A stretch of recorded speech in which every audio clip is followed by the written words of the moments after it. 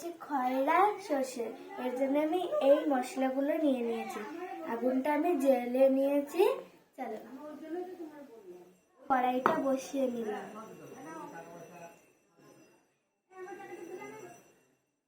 তেল দিয়ে দিলাম অনেকটা পরিমাণে। তেল দিয়ে দেখো আমি খয়রা মাছের মধ্যে কি কি মশলা দিচ্ছি। হলুদ গুঁড়ো, নুন দিয়ে দিলাম। এবার আমি ভালো করে মিক্স করে নেব।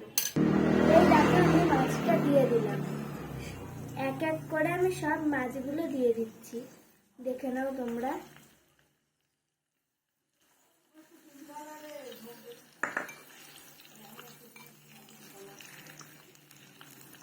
দেখো দিয়ে দিচ্ছি।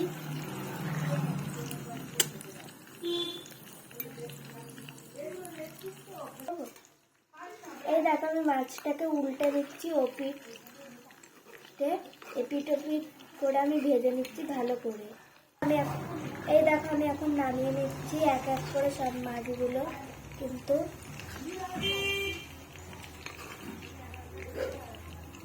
নামিয়ে নিয়েছি। এবার আমি এক এক করে সব মশলাগুলো দিয়ে দেবো। এটাকে দিয়ে দিলাম কালো জিরে,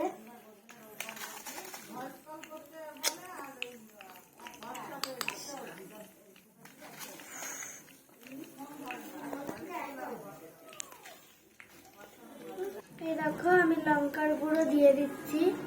এবার দিয়ে দিলাম আমি একটু অল্প পরিমাণে জিরের গুঁড়ো দিয়ে নিলাম। একটু পরিমাণে তেলের মধ্যে দিয়ে দিলাম। এবার আমি এগুলোকে ভালো করে নেড়ে নিচ্ছি।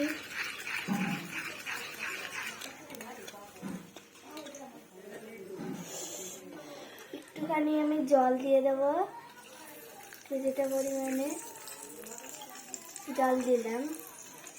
এবার আমি মাছগুলোকে এক এক করে দিয়ে দিচ্ছি। এবার কিছুক্ষণ আমি রেখে দিচ্ছি। এটা ফুটছে, এটা প্রায় ফুটে এসেছে। ওর জন্য আমি ধনেপাতা কুচি দিয়ে দিলাম ভালো করে। এবার একটুখানি নেড়ে নিচ্ছি, নামিয়ে নিচ্ছি।